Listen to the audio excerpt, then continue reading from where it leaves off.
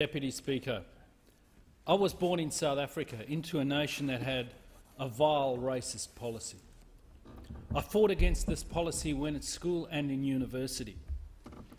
I found reprehensible the various apartheid laws, such as those reserving certain jobs for whites, defining race, pass laws and so on.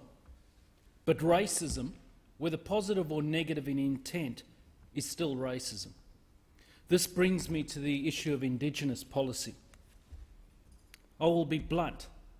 In my view, there should be no specific Indigenous policy.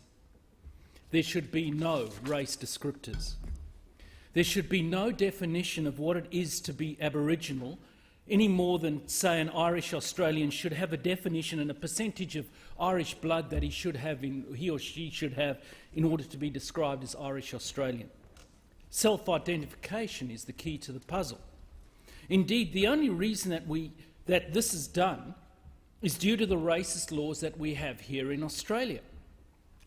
The road to hell is paved with good intentions, or as alternatively, hell is full of good meanings, but heaven is full of good works.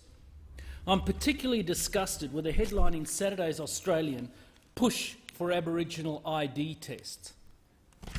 This takes me back to various racial identity tests that took place in South Africa, and they were absolutely disgraceful. There were people where they would have to attend an office and the authorities would look at their fingernails to determine whether they were blue or pink, because people with some black blood would have more bluish tinged fingernails. They would have do a pencil test in their hair because, you know, people with black blood would be more likely to have more curly hair, so the pencil was more likely to stick. This sort of disgraceful nonsense ended up with a situation where you could have brother and sister getting different racial designations, and the one who had, let's say, the white designation would then have nothing to do with their siblings for fear of being reclassified. This sort of disgraceful thing has got no place in civilised society. Now, I thought when I migrated to Australia nearly 35 years ago that I'd left all of that behind. The fact that we're attempting to define what is Aboriginal or not, and what percentage blood makes a person Aboriginal, it's racist, and it's due to the nature of our laws, where many issues such as benefits, jobs, etc., that you have this definition on the basis of race. I thought I'd left behind a situation where certain people, based on race, had a privileged status when it came to jobs. In South Africa it was called job reservation. But here we have a situation where certain jobs are reserved for Aboriginals or Torres Strait Islanders. To add insult, many of these jobs have at the end of the advertisement for the position that it is a position under the Equal Employment Opportunity Act. Really, talk about Orwellian doublespeak. Then we allow our Aboriginal Australians to live in situations and support situations financially we would support with nobody else. Here I talk of the remote communities and allowance of the lack of attendance of Aboriginal children at school. With any other Australians, we would insist that they attend school and insist they move to areas where there's opportunity to find work and for the children to attend school. Racism is racism, whatever the intent. There's an argument about historical disadvantage, and that's true. Australia was invaded 200 years ago. Now, no Australians, regardless of race, were alive at that time, so none suffered directly as a result of that invasion. What is a stain in Australia is that it took so long, 1967, for Aborigines to get voting rights and other rights as citizens. That is something I think we can justifiably apologise for as a nation. But you do not correct an injustice by instituting another injustice, however worthy the aim. You do not address inequity by imposing other inequities. We will never close the gap while we have racist and discriminatory policy. We will only do it by making sure everyone is in the same tent, not some halfway in, halfway out. We need to have a policy to address issues, not race. Very few policy problems are absolutely unique to Aborigines. And even where they do exist, they're best addressed in terms of the issue, not the race. So we should not be dealing with Aboriginal alcoholism or Aboriginal child abuse or Aboriginal incarceration or a whole host of other issues. Instead, we should deal with alcoholism, child abuse, incarceration, etc., wherever we find it. I can already hear the but. Here's the question, though. Have all those buts had a real impact? Or would it have been better from the start to have a colourblind policy? An Aborigine with a university degree, working a high-powered job, has far less in common with some of the disadvantaged Indigenous youth not getting an education and with all sorts of social problems than does some disadvantaged non-Aboriginal youth with no job and little education. As I said, we need to deal with the issue, not the race. Insanity, doing the same thing over and over and expecting different results. That was from Albert Einstein. Yet here we're doing precisely that.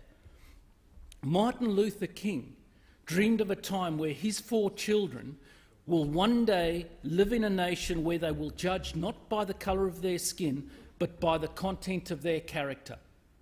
Yet today in Australia, we have a situation where I, for instance, have been castigated by some as being a racist for the view that we should be colourblind.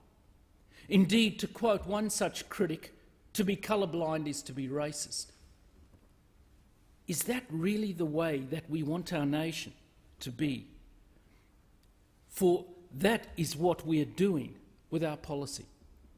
The word racist in terms of our policy and legislation is extremely confronting, but it makes it no less true.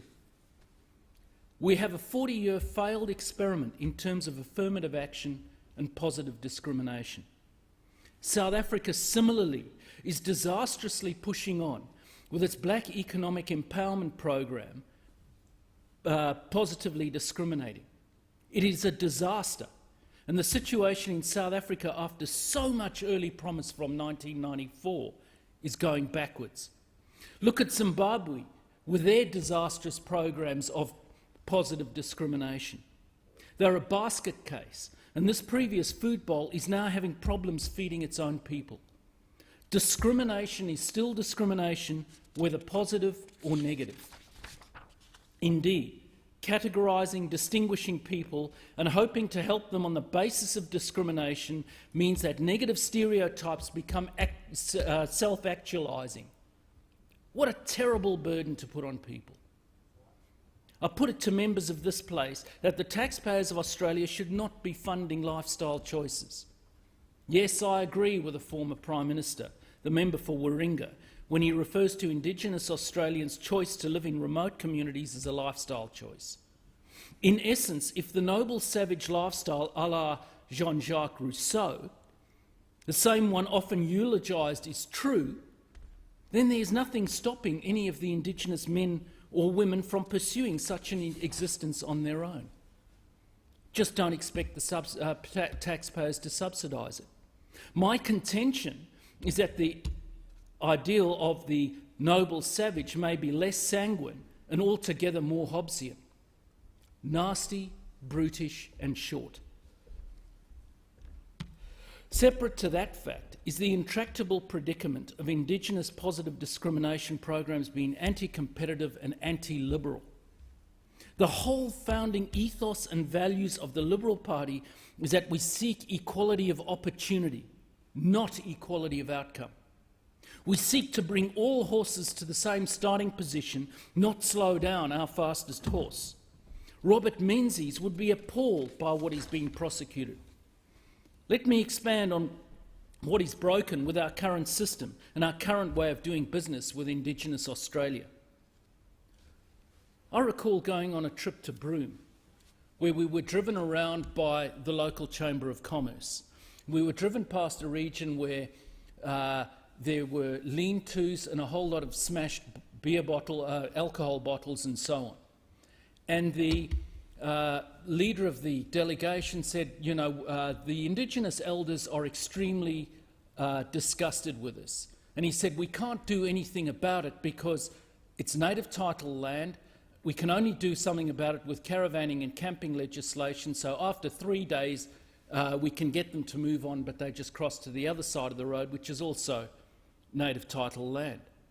Now, here was the problem, and here was the question that I asked. If the Indigenous elders are disgusted by this, and it is their land, it's native title land, why aren't they doing something about it? I mean, on one hand, we're saying we shouldn't be paternalistic, but on the other hand, we are trying to be paternalistic by saying we will fix it, we'll get the council to do it, rather than the owners of that land to do something about it. Now, there is almost no employment gap between Indigenous and non-Indigenous university graduates. The target to halve the gap by 2018 is not on track. So the question then is, where is the critical comment? Where are those people asking and demanding better for Indigenous Australians? Those policies and prescriptions are not working and need to be scrapped, and the victim mentality must end. The gap exists because too many Indigenous people don't participate in the real economy. It won't close unless policy shifts from welfare centricity to economic strategy. Education and employment are the foundations of economic development. Without them, people cannot innovate or produce. If governments don't believe that we can get Indigenous kids into school and Indigenous adults to work, they should simply abandon the closing the gap. Everywhere else is a waste of money because the gap will never close. Between 1990 and 2015, sub-Saharan Africa increased school enrolment from 52% to 80%. We need that same focus here. Indigenous adults need to work in real jobs. Nearly 80% of Indigenous people live in urban and regional areas around the eastern and southwestern coasts, areas with viable populations and real economies. Less than 22% of Indigenous Australians live in remote areas. Economies have been built in remote and isolated places before. Look at Sydney and Melbourne. When Arthur Phillip sailed into Sydney Cove, he didn't say there are no jobs, let's go home. But Sydney didn't become a thriving city because of bureaucrats or not-for-profits or welfare or governments. In Aboriginal affairs, there is a preoccupation with things that don't deliver economic development, like welfare, government programs and services and grants. All centre on government dependency. When they don't work, the typical response is to try more innovative or complicated versions of them, as if government dependency will somehow deliver economic development if you sex it up. Cashless welfare and income management, for example, may tackle social issues but don't get people a job, buy a home or get a loan. For decades, the central plank of Indigenous employment policy was the Community Development Employment Program, which employed Indigenous people on community projects and paid an income equivalent to welfare payments. Many jobs involve people doing things that they normally do without getting paid, like mowing their own lawn. Giving work for the dole a fancy name and calling it employment isn't a real job. None of these things generate economic development. Empowered Communities is another initiative with government dependency at its core. Here, empowerment means shifting control of government programs, services and funding to local Indigenous community groups within a complex organisational governance and legal structure. This isn't empowerment. Indigenous people aren't empowered if they depend on government for everything, whether administered centrally or locally. Welfare and government dependency don't generate economic development, no matter how fancy you make them.